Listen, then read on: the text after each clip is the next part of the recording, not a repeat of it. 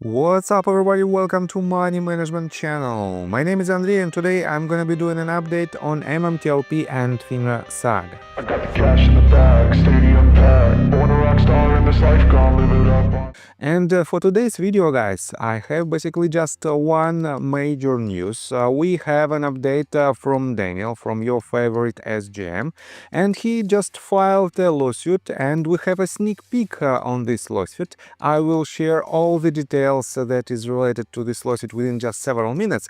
But on top of that, I will show you in today's video a sneak peek of the potential actions that are happening behind the scenes and that are related to the Congress members. I don't think that this information might be so important and useful, but the person who is acting behind the scenes, he thinks that this is the only path to the resolution. So, time will tell, but before we dive deep into all of these, guys, please hit the like button for YouTube algorithm and drop me a line in the comment section if you think my videos are valuable for you. So let's start with this tweet that was written by Costas, and Costas reposted the tweet of your favorite SGM, of Daniel, and I want to read you both of these tweets in its entirety. So Costas wrote 6 hours ago, all pressure for MMTLP answers from regulators, SEC, FINRA and Gary Gensler,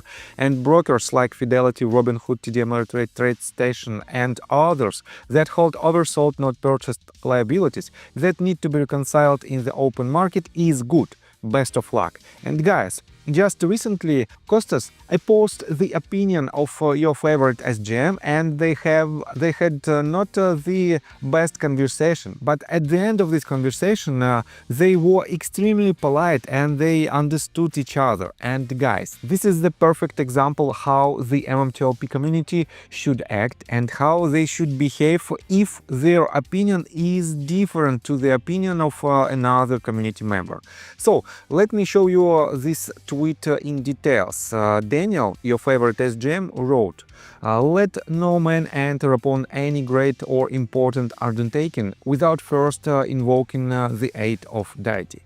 I said I'd do something and I did it. Now I wait. I couldn't have done this without our community. For all thorns there are roses everywhere. Thank you, 1209 MMTLP. And let me show you these two screenshots. He published just the very first page and the very last page. Let me show you this in details. So, the plaintiff is Sergeant Major Daniel R. Oxier, and the defendants are Securities and Exchange Commission, Financial Industry Regulatory Authority, Depository Trust and Clearing Corporation, Charles Schwab, GTS Securities, Equinity Trust Company, formerly American Stock Transfer and Trust Company, NextBridge Hydrocarbons, John Bird and Gregory McCabe. So guys, he added these three defendants in the list, and it is quite interesting. I will show you why it is so interesting within just next several minutes. So this is the complaint for violations of the federal securities laws. Jury trial demanded.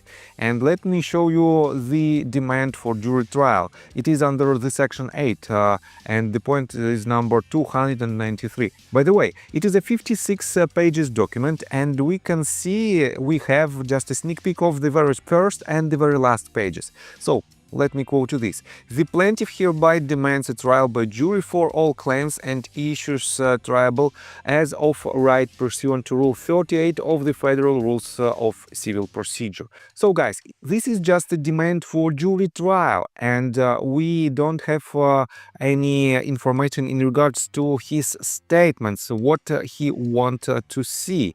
But at the same time, guys, we already have a lot of comments under this tweet, and let me show you just some of them. A lot of people are happy of this new lawsuit, and by the way, you can see that even Mark Basile reposted this tweet, and he also supports all the actions in the legal field that might help to win this battle.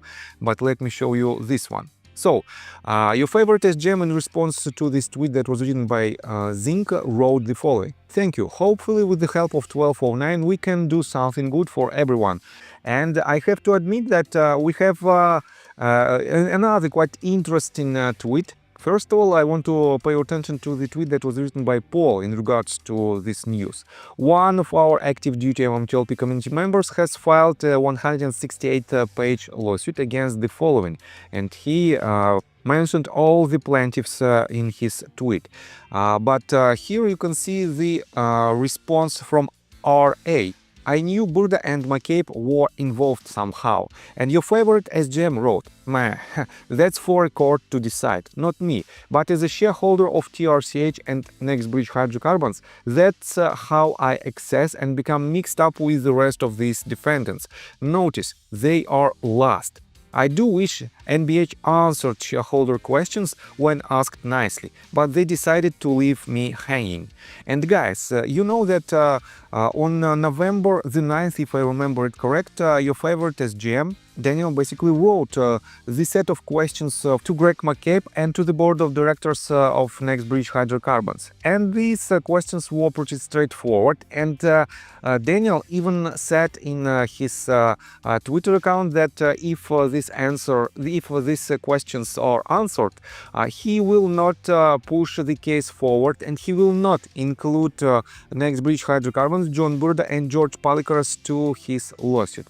But it didn't happen. And I have to admit that these questions were easy to answer if there is no illegal actions, if there is no intention to harm the existing shareholders. But instead of the answers, we didn't receive anything from board of directors in general and from Greg in particular.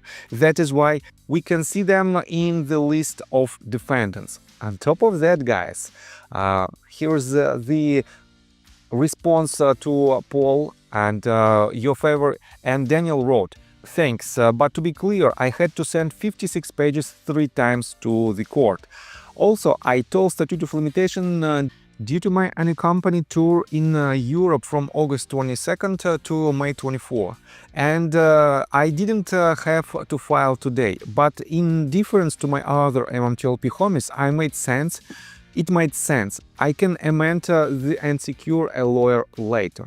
And here is quite interesting tweet that was written by MMTLP Savior 8 hours ago. And I have to admit that it is quite empty account with 13 followers in it.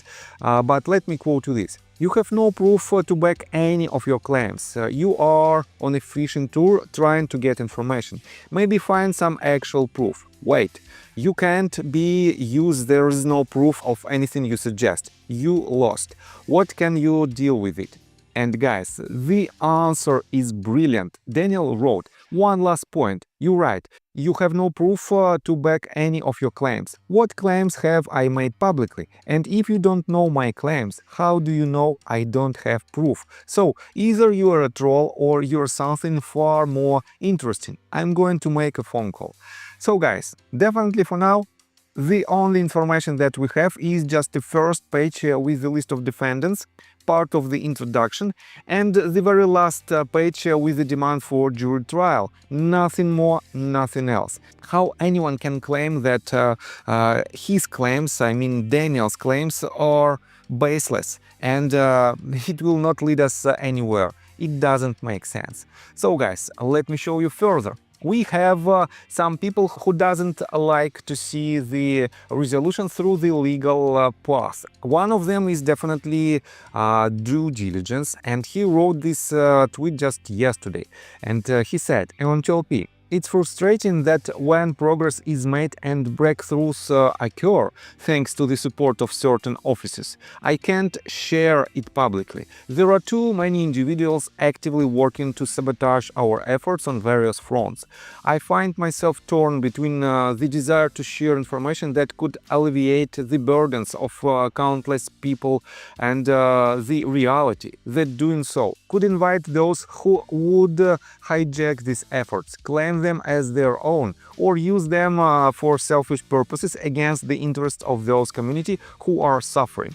I'm only going to say this: if you are not continuing to put pressure on your congressional representatives, you are wasting an opportunity."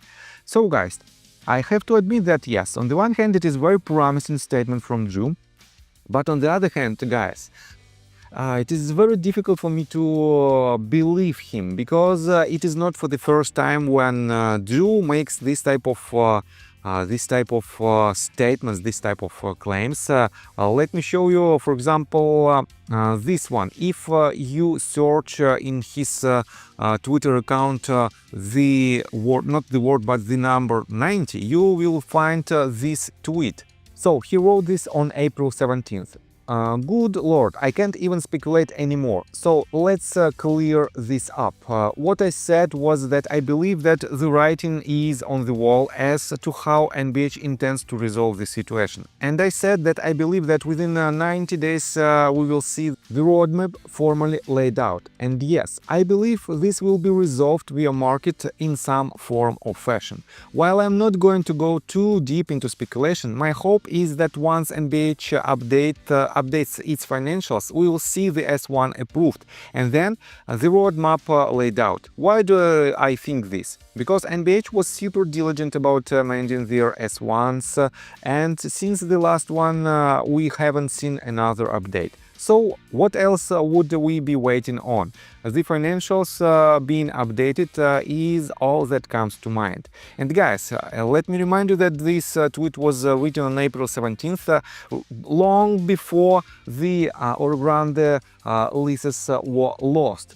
And that is why, guys, he didn't know at that point that the financials of NextBridge Hydrocarbons is pretty bad. And I have to admit that, yes, in my opinion, NBH is at the edge of bankruptcy, because they don't have anything, they don't have enough money to operate, and they don't have any intention to continue their efforts.